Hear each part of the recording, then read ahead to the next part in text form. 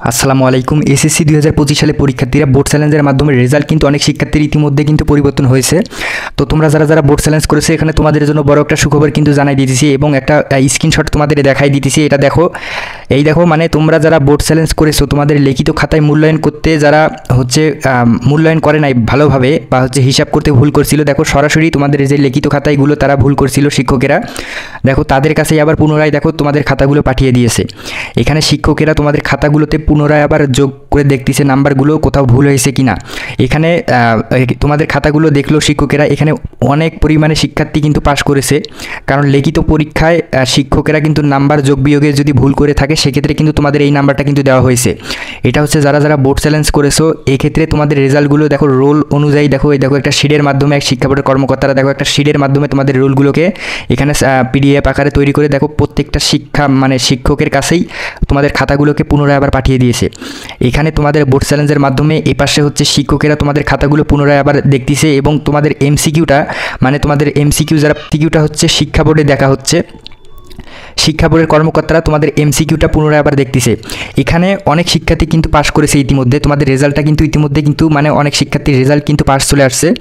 এই রেজাল্টটা কিন্তু আমাদের 10 তারিখের মধ্যে পাবলিশ হবে। এরই মধ্যে অনেক শিক্ষার্থীর রেজাল্ট কিন্তু পাস করে দেওয়া হয়েছে। এখানে কোন কোন শিক্ষার্থী পাস করলো আরেকবার তোমাদের জানাই দিতেছি। এখানে দেখো যারা লিখিত পরীক্ষায় দেখা যাবে যে লিখিত পরীক্ষায় অনেক শিক্ষকেরা নাম্বার যোগ বিয়োগ করতে এখানে ভুল করেছে। তো এক্ষেত্রে তোমরা যদি বোর্ড চ্যালেঞ্জ করে থাকো সেক্ষেত্রে দেখো তোমাদের এই রোলগুলো শিক্ষকের কাছে আবার পুনরায় চলে আসছে। তোমাদের শিক্ষকেরা দেখো পুনরায় আবার এই লিখিত খাতাগুলোকে তারা যোগ বিয়োগ করে দেখতেছে কোথাও ভুল হয়েছে কিনা। তো এখানে যে সকল শিক্ষার্থীর রেজাল্ট তৈরিতে ভুল হয়েছে সরাসরি কিন্তু এখানে পাস করে দেওয়া হচ্ছে। আরেক ধরনের স্টুডেন্টকে এখানে পাস করানো হচ্ছে যাদের রোল নাম্বার রেজিস্ট্রেশন নাম্বার এগুলো তোমরা ভুল করে আসছিলা। এইটা রোল নাম্বার রেজিস্ট্রেশন নাম্বার আর এমসিকিউ এই কয়েকটা শিক্ষা বোর্ডে দেখা হইতেছে, আর তোমাদের লিখিত খাতা সরাসরি দেখো শিক্ষকের কাছে আবার পুনরায় পাঠাই দিয়েছে। তো এখানে শিক্ষকেরা তোমাদের লিখিত খাতার যে ছিল এগুলো কিন্তু তারা সংশোধন করতেছে এবং শিক্ষা বোর্ডে তোমাদের এমসিকিউতে আর রোল নাম্বার রেজিস্ট্রেশন নাম্বার এগুলো যারা ভুল করেছিল বা বিষয় কোড এগুলো কিন্তু শিক্ষা বোর্ডে সংশোধন করতেছে তারা, এবং শিক্ষা বোর্ডে সংশোধন করে ওখানেই কিন্তু একটা ফাইনাল রেজাল্ট কিন্তু তৈরি করতেছে।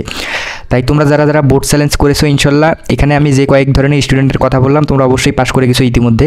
তাই কোনো চিন্তা করবে না, ইনশাল্লাহ অতি শীঘ্রই আমাদের বোর্ড চ্যালেঞ্জের রেজাল্টটা কিন্তু পাবলিশ হবে, দেখবা তুমি পাস করে গেছো। যারা এখানে অকারণে ফেল করেছে দেখা যাবে যে অনেক শিক্ষার্থী ভালো পরীক্ষা দিয়ে ফেল করেছো, কী কারণে ফেল করেছো এজন্য মনের ভিতরে সন্দেহ নিয়ে কিন্তু তোমরা বোর্ড চ্যালেঞ্জ করেছো।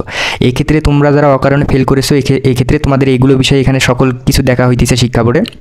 তাই তোমরা কোনো চিন্তা করবে না, ইনশাল্লাহ ভালো একটা ফলাফল তোমাদের দেওয়া হবে।